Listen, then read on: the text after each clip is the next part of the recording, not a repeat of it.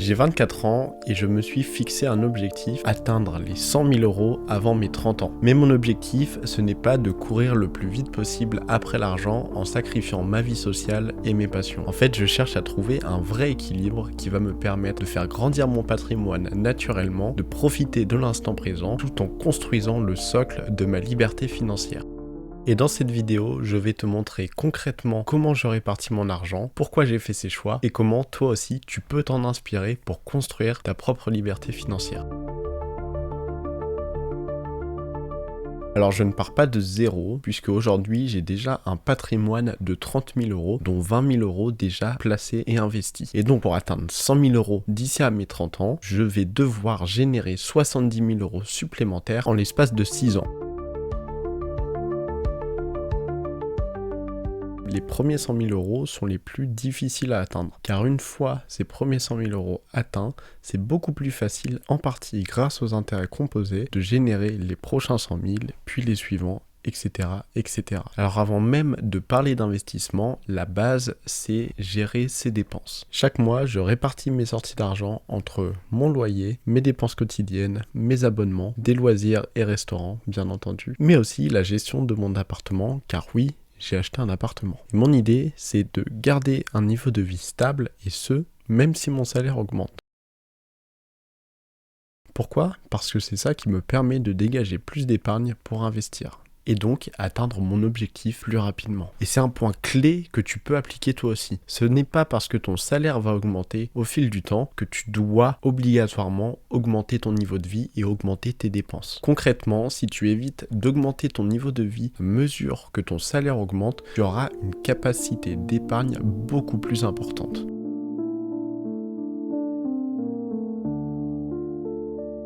Pour faciliter ça, je consolide mon budget chaque mois, je mets en place des virements automatiques en début de mois pour investir et je traque chaque dépense de manière régulière. Investir dès le début du mois de manière automatique permet d'éviter de dépenser ce que l'on n'a pas puisqu'on l'a déjà placé. Et l'astuce, c'est d'investir dès le début du mois de manière automatique de sorte à ce qu'on ait déjà investi son argent et qu'on ait moins tendance à dépenser plus que ce qu'on ne devrait.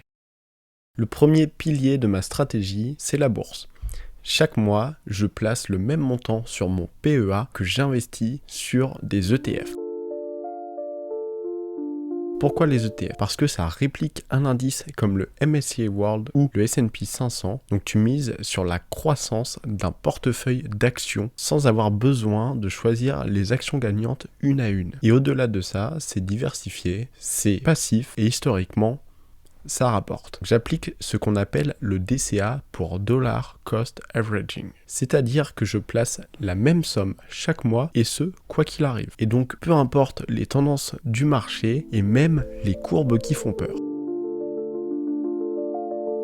Et en parallèle de ces investissements sur mon PEA, grâce à mon travail et à mon entreprise, je reçois environ 10 000 € chaque année directement placés sur un plan d'épargne entreprise, ce qui correspond à la participation et l'intéressement de l'entreprise. Et ça, c'est un vrai coup de boost pour mon patrimoine. Et c'est une opportunité dont j'ai conscience que beaucoup de salariés n'ont pas forcément. Car au-delà du salaire fixe, il faut s'intéresser à l'ensemble du package. Et donc, même si j'ai un salaire fixe qui est peut-être inférieur à la moyenne, eh bien c'est compensé par cette rémunération supplémentaire qui tombe chaque année, mais qui est très corrélée aux performances de l'entreprise. Donc je t'invite, si tu es dans cette situation-là, à bien t'intéresser au global et pas uniquement au salaire fixe quand tu signes ton prochain CDI.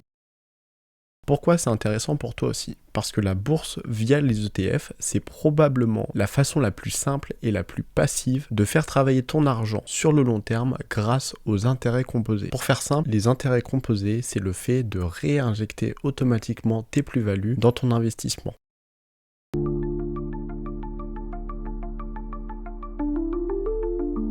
Le deuxième pilier de ma stratégie, c'est l'immobilier. Récemment, j'ai acheté mon premier appartement pour y faire de la location meublée et bénéficier du LMNP pour location meublée non professionnelle, qui est un avantage fiscal. Alors l'intérêt pour moi ici, c'est d'utiliser l'effet levier. L'effet levier, c'est tout simplement pour l'achat d'un appartement de 100 000 euros par exemple, tu n'as pas besoin d'avoir ces 100 000 euros puisque c'est la banque qui va te financer. Et en mettant ton bien en location, tu vas rembourser ton prêt avec les loyers que tu vas percevoir de tes locataires.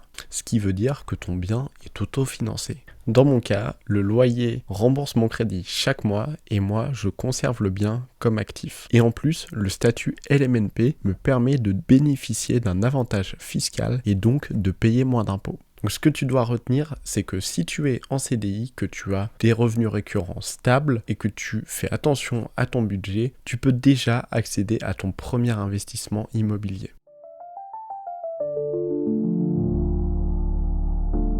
Maintenant, pour que tu vois à quoi ça ressemble concrètement, voici mes chiffres et ma stratégie pour atteindre les 100 000 euros. Mon salaire actuel est d'environ 2 600 euros net par mois. Et l'année prochaine, il pourrait même passer à 3 000 euros. Mais gardons l'hypothèse de départ avec 2 600 euros de revenus. Donc sur cette base, aujourd'hui, j'investis environ 1 000 euros tous les mois sur des ETF, soit environ 35 à 40% de mes revenus. Mais demain, sans changer mon mode de vie, si mon salaire augmente, je pourrais même investir jusqu'à 1 500 euros tous les mois. Donc ce qui veut dire que malgré l'augmentation de mon salaire, je ne vais pas augmenter mon niveau de vie et donc même si je gagne plus, ce n'est pas une raison pour dépenser plus. Mais bon, ça c'est surtout vrai si mes besoins primaires sont satisfaits, car il ne faut pas que ton investissement soit au détriment de tes besoins primaires. Et à ça s'ajoute ma participation et l'intéressement, à hauteur de 10 000 euros par an, et qui, avec une augmentation de salaire, pourrait même passer à 13 000 euros. Mais gardons les 10 000 euros. Donc ces 10 000 euros sont directement placés en bourse et ont un rendement annuel brut d'environ 7%. Et avec ce rythme, en supposant un rendement moyen de 8% chaque année, je devrais largement atteindre les 100 000 euros d'ici 2028, et soit à 27 ans.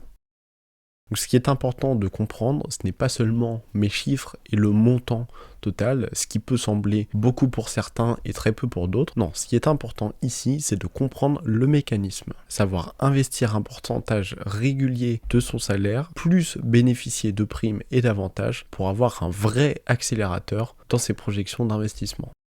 Bien entendu, tu peux adapter ce mécanisme à ton cas. Et ce, peu importe le montant que tu gagnes, à partir d'un certain seuil, bien entendu. Mais que tu gagnes 1 800 euros, 2 500, 3 000, 3 500, le mécanisme, à mon sens, est le même. Et après, tout dépend de tes objectifs personnels. Et ce qui compte surtout ici, pour performer, c'est la discipline et la régularité. Donc en résumé, ma stratégie repose sur 3 piliers. Le premier, bien gérer ses dépenses et garder un niveau de vie stable. Le second, investir régulièrement en bourse sur des ETF pour profiter des intérêts composés. Et le troisième, utiliser l'immobilier comme levier pour accélérer et diversifier mon patrimoine. Alors oui, il existe sûrement des méthodes plus rapides, mais à quel prix? Mon but, ce n'est pas de courir après le cash, c'est de construire un patrimoine solide tout en continuant à profiter de ma vie, voyager, faire du sport et passer du temps de qualité avec mes proches. Donc voilà comment à 24 ans j'investis mon argent pour atteindre les 100 000 euros avant 30 ans. Alors dis-moi en commentaire, tu serais plutôt investissement en bourse, dans l'immobilier ou les deux? Et si tu veux suivre mes prochains investissements et voir si j'atteins mon objectif, n'hésite pas à t'abonner.